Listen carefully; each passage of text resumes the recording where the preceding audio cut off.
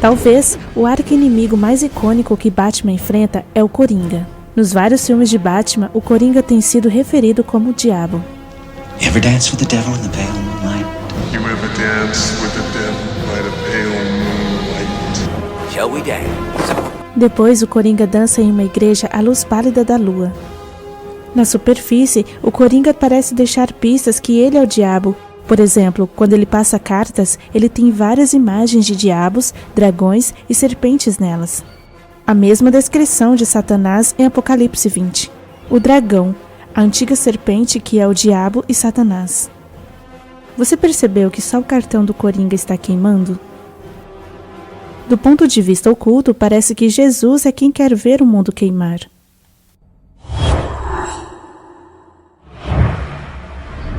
Some men aren't looking for anything logical. They can't be bought, bullied, reasoned, or negotiated with. Some men just want to watch the world burn. Starting tonight, people will die. I'm a man of my word. Jesus é um homem de palavra. No princípio era o Verbo, e o Verbo era Deus. O Coringa era um homem com nenhuma posse. Nada. Sem identificação digital, DNA ou dental, roupas sob medida, sem marcas, nada nos bolsos, só facas e fiapos. Nenhum documento. Nem falso. Jesus também não teve posses terrenas. As raposas têm covis e as aves do céu têm ninhos, mas o Filho do Homem não tem onde reclinar a cabeça. Enfermos eram atraídos pelo Coringa. Um paranoico esquizofrênico. Ex-paciente do Arkham, o tipo de mente que o Coringa atrai. Ele curou a muitos que estavam enfermos de diversas enfermidades e expulsou muitos demônios. E não deixava os demônios falarem. O Coringa também disse ter curado um homem que dizia ouvir vozes.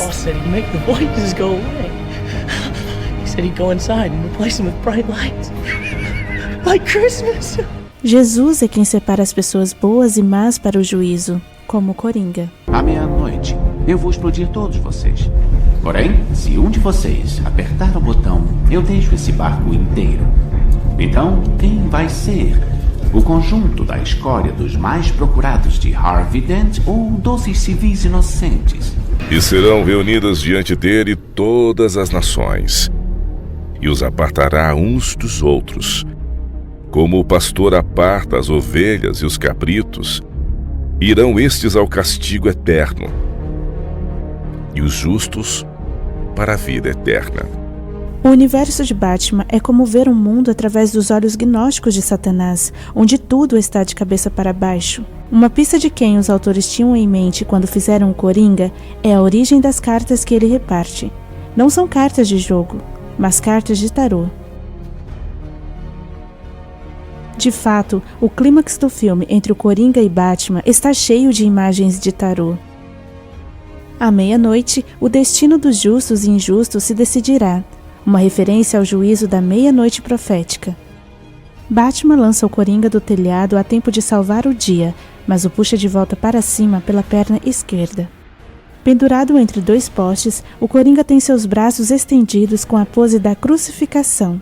Com o ângulo da câmera reorientado do seu lado direito para cima, ele tem a aparência de Cristo pregado na cruz, como na carta de tarô chamada O Homem Pendurado, que tem um homem pendurado na forma de uma cruz de cabeça para baixo. De acordo com o site tarotteachings.com, o homem pendurado significa sacrifício, rendição, submissão e mediador.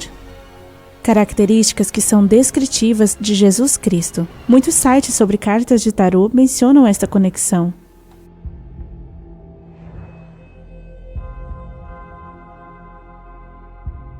A carta do Coringa tem fama de ser baseada na carta de tarô O Louco. Até Grant Morrison, escritor da série de quadrinhos do Batman Asilo Arkham, em seu livro Superdeuses aponta: At the heart of The Dark Knight was a reputation-assuring performance that seemed to burn and fizz off the screen.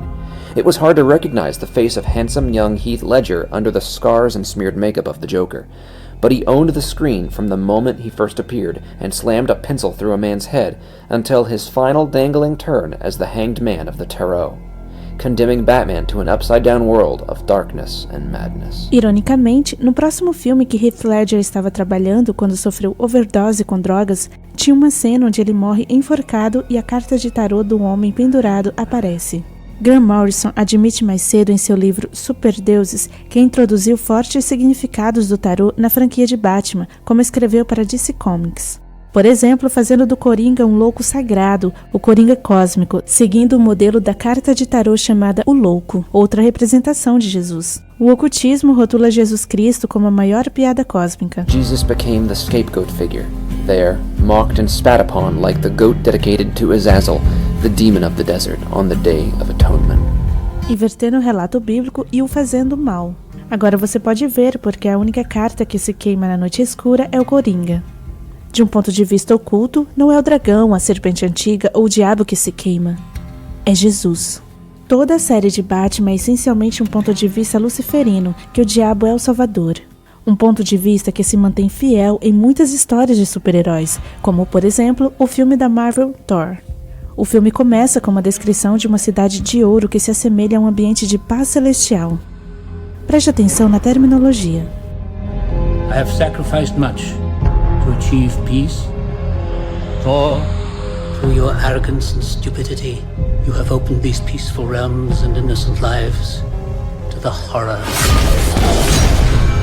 and devastation of war. You are a vain, greedy, cruel boy.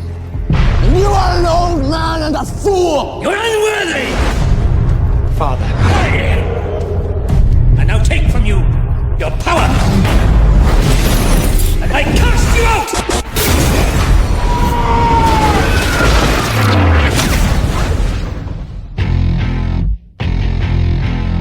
Please open your eyes. Oh no, this is Earth, isn't it? Where did it come from? Há apenas um que é a epítome de ganância e vaidade que trocou a paz pela guerra e foi lançado à Terra. Your ancestors called it magic. And you call it science. I come from a place where they're one and the same. He has disobeyed his king. His fate is in his own hands now. I will end this. Uma história paralela a Lúcifer desobedecendo seu pai e rei, mais uma vez o tornando herói e salvador da Terra. Outro ponto importante é que a magia é equivalente à ciência, onde elas são as mesmas coisas, apagando a linha que as divide. Esta é uma linha comum que não só continua através das histórias, mas está no coração dos escritores de gibis. Alan Moore escreveu Batman, Super-Homem, o Vigilante e V de Vingança. Ele é um praticante de magia e incorpora a magia em todas as suas histórias. On my 40th birthday, rather than merely bore my friends by having anything as mundane as a midlife crisis, I decided it might be more interesting to actually terrify them by going completely mad and declaring myself to be a magician. This had been something that had been coming for a while. It seemed to be a logical end step in my career as a writer. And the problem is that with magic, being in many respects a science of language, you have to be very careful what you say. There is some confusion as to what magic actually is. I think that this can be cleared up if you just look at the very earliest descriptions of magic. Magic, in its earliest form, is often referred to as the art. I believe that this is completely literal. I believe that magic is art, and that art, whether that be writing, music, sculpture, or any other form, is literally magic. Art is, like magic, the science of manipulating symbols, words or images, to achieve changes in consciousness. The very language of magic seems to be talking as much about writing or art as it is about supernatural events. A grimoire, for example, the Book of Spells, is simply a fancy way of saying grammar. Indeed, to cast a spell is simply to spell, to manipulate words, to change people's consciousness. And I believe that this is why an artist or writer is the closest thing in the contemporary world that you are likely to see to a shaman. Alan Moore is a writer and magician from Northampton. He's a stranger to hairdressers and worships his very own God in his very own way, blurring the lines between religious belief, magic, and the power of the creative imagination. Alan's familiar on his journey of faith and worship is an ancient Roman glove puppet snake called Glykon. How did you first go about worshipping Glykon, and what form does the worship take? Well, it's irresistible. He's certainly the coolest, most rock and roll looking god that I have ever seen. I just fell in love at first sight. What's in it for you, though, following Glykon? We're all of us different emotionally, we're all different physically, intellectually. It would be really odd if we were all the same spiritually.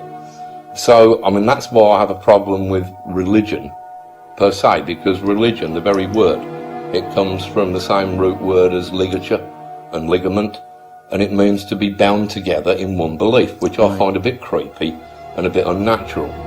There are genuine worries that, certainly in America, that this could actually negate science, that it could drag us back into a new dark ages. Ele utiliza magias ocultas em suas obras e abertamente admite escrever sob um estado de possessão. I decided I was going to become a magician. All of a sudden, the lightning bolt hit. It all got a bit strange.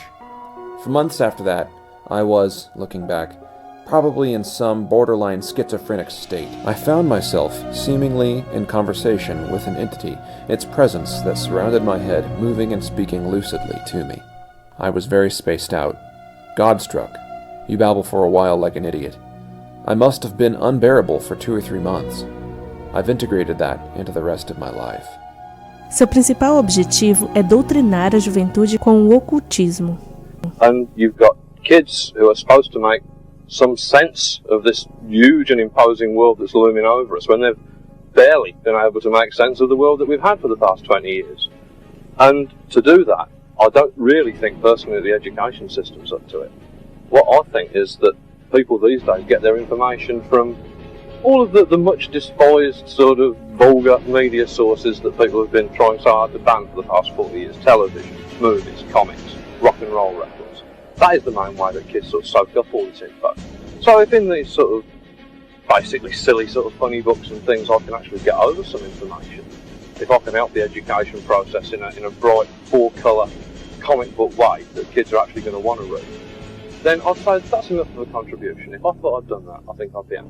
Dois dos grandes nomes da indústria de gibis, Grant e Alan, os quais escreveram para Superman e Batman, estão fortemente envolvidos em atividade demoníaca. Em um documentário sobre Grant Morrison, intitulado Falando com Deuses, artistas que trabalharam com Grant testificam de seu envolvimento com a magia. In addition to comics, one of the things that Morrison's known for is his interest in magic, specifically chaos magic. The idea that by believing in something, you can make it real. He'll talk about the rituals he'll perform and then seeing if they produce results in the real world. And for Morrison, they have. Grant's take on magic for the most part has been to say, it's really easy, you just do this and results will happen.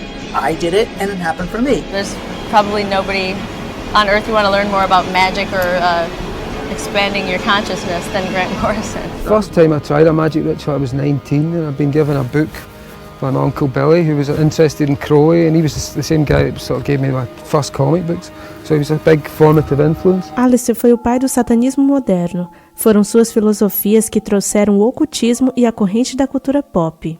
Muitos dos grandes nomes de Hollywood foram seus seguidores. Os jornais de seu tempo consideravam-no o homem mais perverso.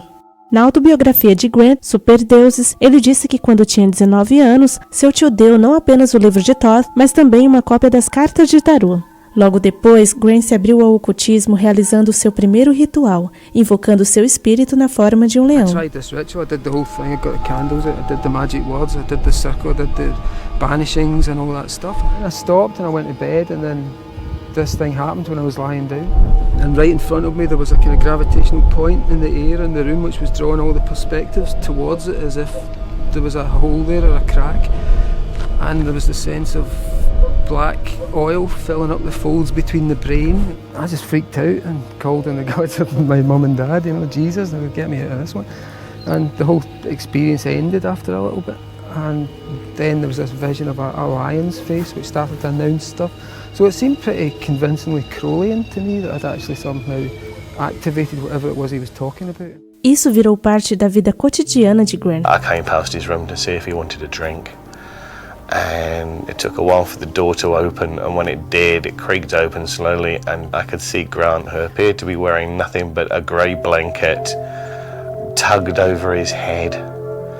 I said, "Do you want to come out for a drink?" And he said, "No, I'm writing. I'm having breakthroughs." And then the door closed again, and the thing is, I didn't see him touch it. It just closed all on its own. A influência de longo alcance de Grant não apenas afetou a comunidade de gibis, mas também seu trabalho inspirou uma das maiores franquias de Hollywood. In 1999, The Matrix comes out, and it's obviously hugely influential. But if you look at The Matrix, a lot of the details, the style of The Matrix, and a lot of the cosmology of The Matrix basically comes from The Invisibles. Well, this is the same story. They're wearing the same clothes that I'm currently sitting watching this wearing. But the first thing I remember about it is just how much I loved it and thought, what a great movie. They've got really rich by doing my stuff. I think The Matrix owes Grant Morrison everything. Did I just say that? Wow, I just said that. And then a little bit after that I thought, no, this is what you wanted. This was the idea of doing The Invisibles as a hyper sigil, so this would catch on and weird Gnostic ideas would get out into the general populace and make them think differently. I first read Grant's work on Animal Man #1. I'd recognized the character from like Who's Who and stuff, and I read that first issue and I was blown away. That was like one of the best comics I'd ever read in my life. No livro de Grant, Superdeuses, ele disse: I came out in boils, a traditional sign of demon contact. I hallucinated something I recognized immediately as Christ. I understood that this power I was facing was some kind of Gnostic Christ, a Christ of the Apocrypha, and almost pagan figure that I'd found at the bottom, at the last gasp.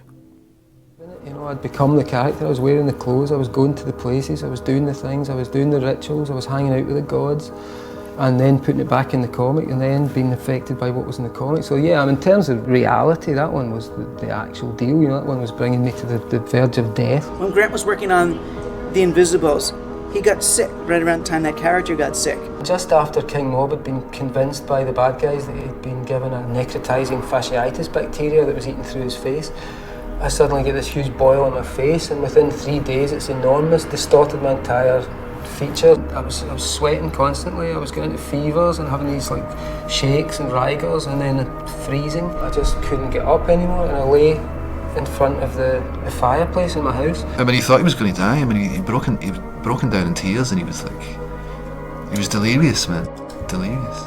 And suddenly this giant column of light comes through the door. Now, bear in mind I'm hallucinating, but this was one of the most amazing hallucinations I've ever had. And it's Jesus. The first thing he said, which is the thing I put in the comic, just this voice suddenly announced itself. I am not the God of your fathers, I am the hidden stone that breaks all hearts. So then he's saying to me, okay, you're about to die now, but you don't have to die. And I said, look, I really don't want to die. What do I have to do?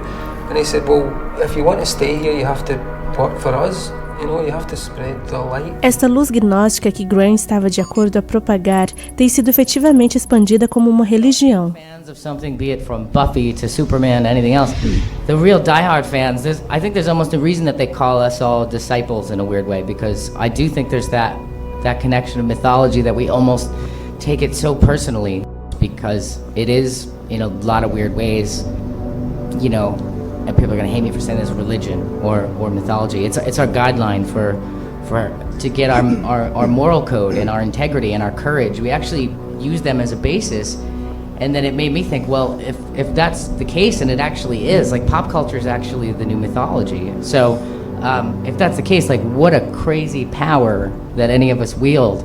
I had described it to him as it's almost like you're doing an ongoing series of the Bible. Se Grant, junto com a indústria de quadrinhos, está escrevendo uma série contínua da Bíblia e está cultivando sob a orientação de um Cristo gnóstico, qual é a sua maior contribuição? In the late 80s, Morrison was working on Animal Man and Doom Patrol.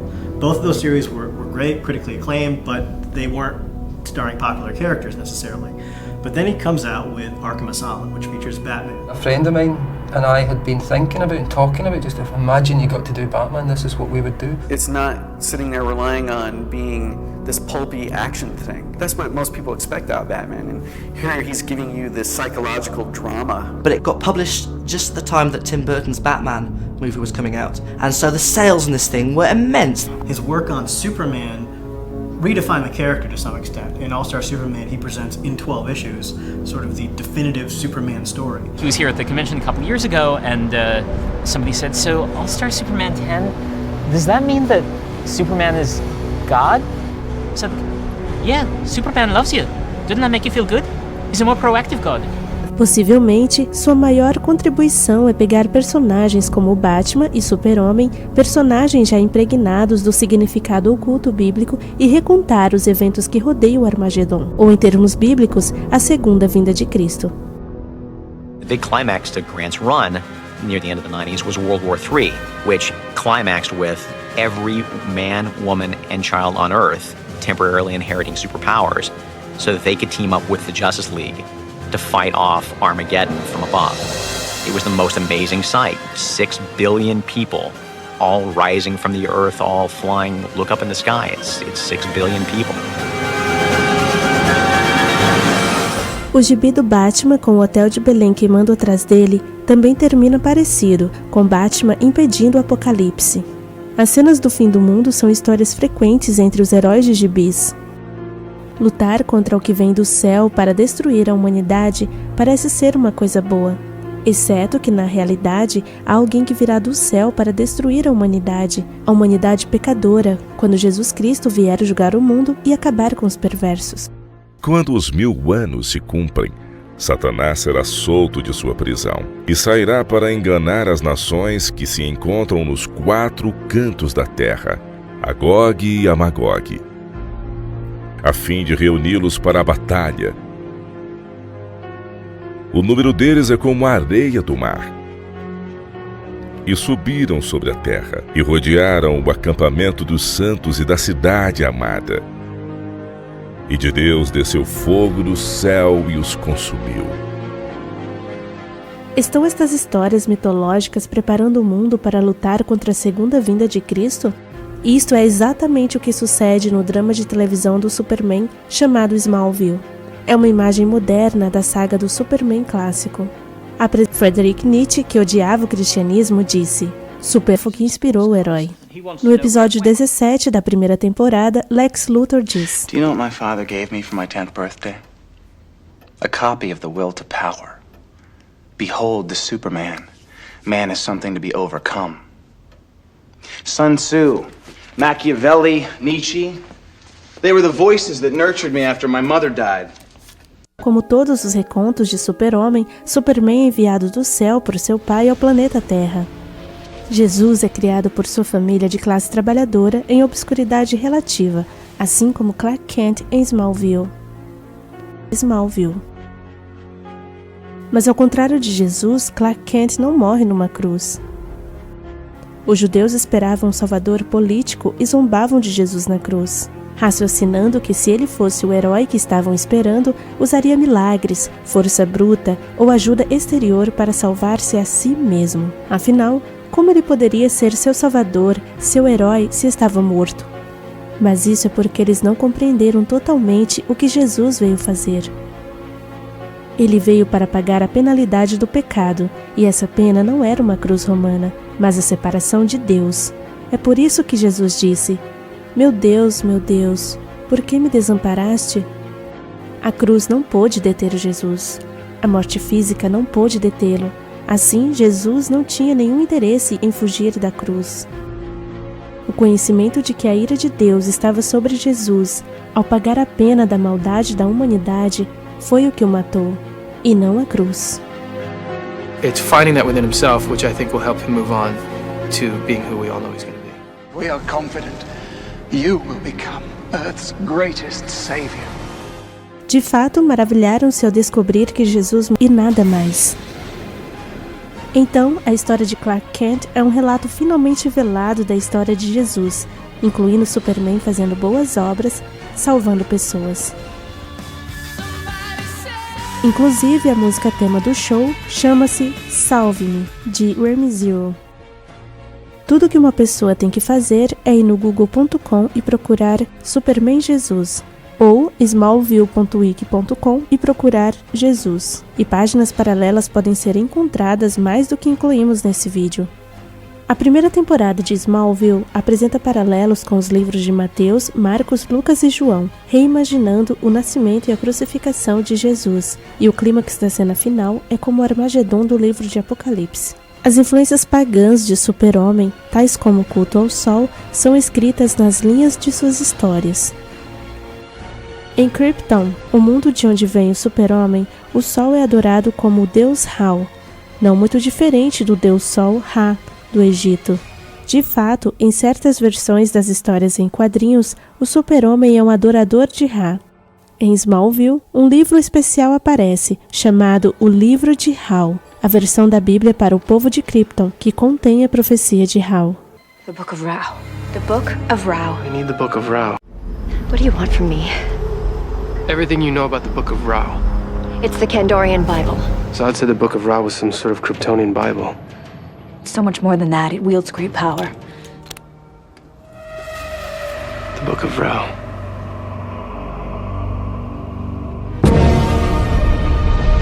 The scrolls of Ra have foretold of one who will rise from the ashes and start anew in paradise, where he will live as a god among men.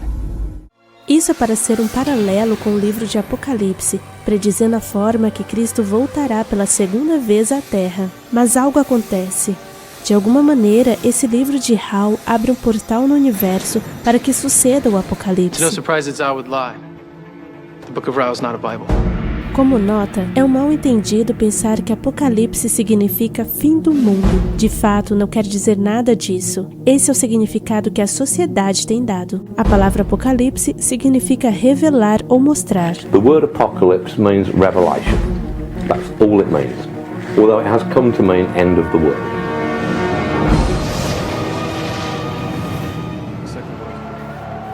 O Apocalipse de Smallville não é um livro ou algo sendo revelado, mas um planeta fictício que desce à Terra como escárnio da segunda vinda de Jesus. According to the journals, the apocalypse is an actual planet and it's coming. Feito parte da agenda do diabo durante milhares de anos. O livro de Apocalipse declara que Jesus é o Alfa e o Ômega. A maioria das pessoas pensa que estão familiarizadas com a marca da besta, mas a maioria não se dá conta de que a marca da besta é uma falsificação de Satanás ao selo de Deus que marca a fronte dos seguidores de Deus no tempo do fim. O símbolo da letra grega, ômega, começa a aparecer na fronte das pessoas, parecido com o selo de Deus, ao invés de 666, que seria a marca da besta. Ao enganar o mundo sobre a verdadeira natureza de Deus, que quando ele enviou seu único filho, o mundo não o reconheceu. Durante a Idade das Trevas, a Igreja foi envolvida com conceitos errôneos acerca do amor de Deus. A verdade foi misturada com crenças pagãs, corrupções e mitos foram mudados pelo Evangelho. Aqui, no século XXI, os enganos não mudaram, só se intensificaram. Os personagens nas histórias foram transformados, mas o coração da mentira sempre ressoou dizendo que os deuses desse mundo são os heróis e o Deus do céu é um vilão malvado. O uso de magia se entrelaça tanto nas histórias como na vida dos artistas. O uso descarado de ajuda demoníaca é bem-vindo na configuração de histórias absurdas. Poderia ser que todas essas histórias mitológicas são parte de um grande plano mestre que sutilmente deixa pensamentos de dúvida e engano no mundo, levando-nos a ficar ao lado dos anjos caídos que foram lançados a essa terra? Ele se revela como Cristo cósmico, para confundir um dos maiores eventos supernaturais que o mundo irá presenciar, a segunda vinda. Como resultado do mundo sendo entretido com uma falsa visão de quem Cristo realmente é, e cheio de visões fantásticas de como seria o fim do mundo, muitos que não estão diligentemente buscando a Bíblia para ter uma relação significativa com Cristo serão facilmente enganados quando Satanás se revelar como Cristo cósmico.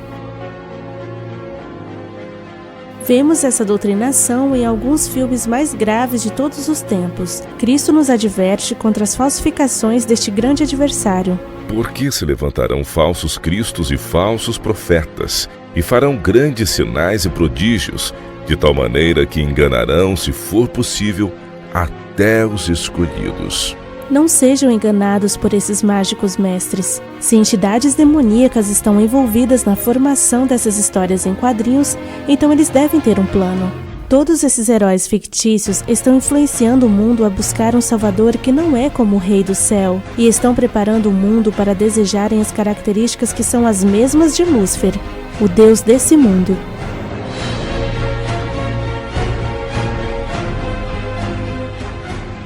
Há somente um super-herói que devemos desejar, um personagem que merece nossa maior atenção, o Senhor e Salvador, Jesus Cristo.